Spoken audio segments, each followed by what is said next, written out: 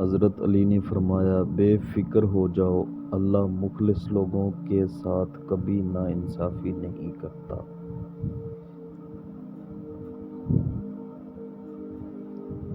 حضرت علی نے فرمایا، خوبیاں اور خامیاں تو سب میں ہی ہوتی ہیں، اتنا بہتر نہ تلاش کرو کہ بہترین ہی گوا دو۔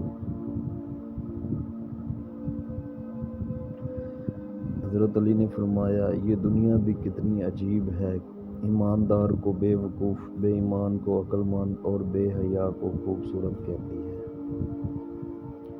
حضرت علی نے فرمایا، اللہ تعالیٰ سے دعا مانگو تو دعا کی قبولیت پر یقین رکھو، کیونکہ اللہ تعالیٰ کسی غافل، لاپرواہ اور مایوس کی دعا قبول نہیں کرتا۔